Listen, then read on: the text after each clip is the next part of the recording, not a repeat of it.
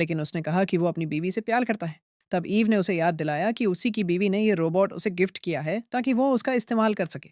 तभी ह्यूमैनिक्स की team robot को लेने आ गई। कुछ महीनों बाद कोर्ट में पेगी ने जज से कहा कि मेगन एक कामयाब महिला है जो अपने प्रोफेशनल और पर्सनल लाइफ के बीच संतुलन बनाने की कोशिश कर रही थी। उसने कहा कि मेगन की सबसे बड़ी गलती बस यही थी कि उसने ह्यूमनिक्स पर भरोसा किया, एक 500 अरब डॉलर की कंपनी जो अपनी जिम्मेदारी से बच रही थी और एक विधवा को चैन से शोक मनाने का मौका भी नहीं दे रही थी। ये सुनकर मेगन को उस रात की याद आई जब उसने देखा कि रोबोट अब भी घर में थी। उसने अपने पति से पूछा कि रोबोट अब तक घर में क्यों है। जॉन ने कहा कि उसने अब रोबोट को रखने का फैसला कर लिया है। मेगन खुश हुई कि अब वो रोबोट को एंजॉय कर रहा है और उसने जॉन से उसके अनुभव के बारे में पूछा। थोड़ा अजीब लगते हुए जॉन ने कहा कि अनुभव अच्छा था लेकिन अपनी बीवी जैसा नहीं था।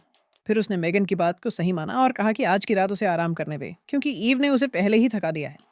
कुछ दिन बाद विंस ने एरी के गानों के नए वर्जन मेगन को सुनाए, लेकिन मेगन को वो गाने कुछ खास नहीं लगे, जबकि विंस ने कहा कि उनकी मशीन बता रही है कि ये गाने हिट होंगे। मेगन ने कहा कि म्यूजिक में बदलाव करना होगा वरना एरी ये डील वापस ले सकता है। कुछ महीनों बाद कोर्ट में मेगन के केस में गवाही देने के लिए विंस को बुलाया गया। उसने बताया कि वो और जॉन कॉलेज के दोस्त थे और साथ में बैंड चलाते थे, और बोला कि जॉन को लगता था कि एआई म्यूजिक ने म्यूजिक इंडस्ट्री को बर्बाद कर दिया, इसलिए उसने कैस्केडिया के लिए ऑपरेटर बने से मना कर दिया।